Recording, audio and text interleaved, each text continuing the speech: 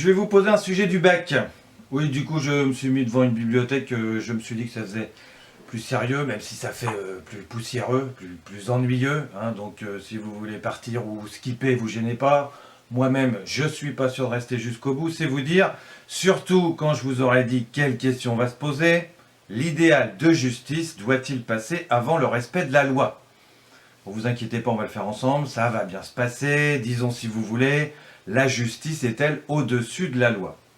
La justice est-elle au-dessus de la loi? C'est bizarre quand même, c'est étonnant parce que dans un sens, c'est un peu la même chose, la justice et la loi.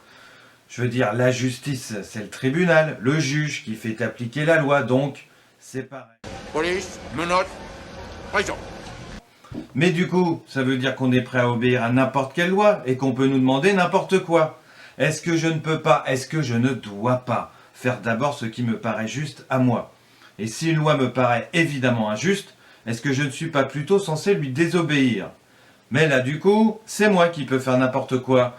Tout le monde n'a plus qu'à faire ce que bon lui semble, et c'est la porte ouverte à toutes les fenêtres. L'idéal de justice doit-il passer avant le respect de la loi? C'est la question qui se pose dans le film Civil War. Vous connaissez peut-être l'histoire. Au cours d'une énième bataille en plein centre-ville contre une bande de super vilains, Captain America et ses copains, les Avengers, ont causé de gros dommages collatéraux, matériels et même humains. Pour les autorités, c'en est trop, et nos super-héros se voient contraints de signer les accords de Sokovie, un pays qui n'existe pas. Désormais, les Avengers devront agir dans le cadre très encadré de mandats de l'ONU, et ceux qui refusent partiront à la retraite ou en prison. Le film reprend un cycle de comics de Mark Millar et Steve McNiven publié à partir de 2006.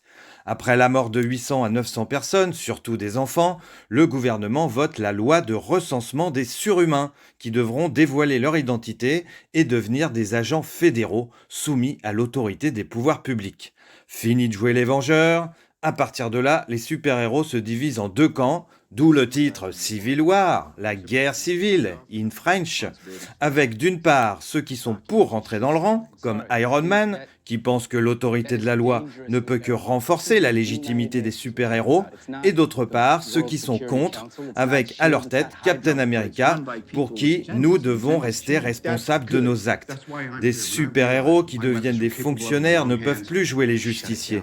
L'intérêt du justicier et sa force, c'est justement de pouvoir agir en dehors des clous, hors la loi. Nous ne sommes pas parfaits, prétend Captain America, mais nous sommes les plus sûrs. En termes de force et d'efficacité peut-être, de pouvoir de nuisance même, comme arme de destruction massive. Mais en termes de justice, les super-héros sont-ils bien ceux qui ont le jugement le plus sûr? C'est ça que veut dire Captain America. Nous savons mieux que les autres ce qui est juste ou injuste. Mieux que le gouvernement, mieux que la loi. Et l'ironie de l'histoire, c'est qu'ils ne sont même pas d'accord entre eux sur ce qu'il est juste de faire dans le cas présent. Signer les accords ou non.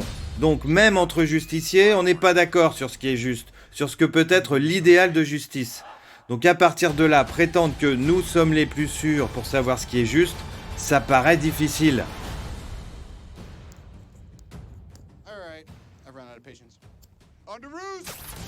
En même temps, si on ne se fie pas à la loi pour savoir ce qui est juste, à qui peut-on se fier ou à quoi?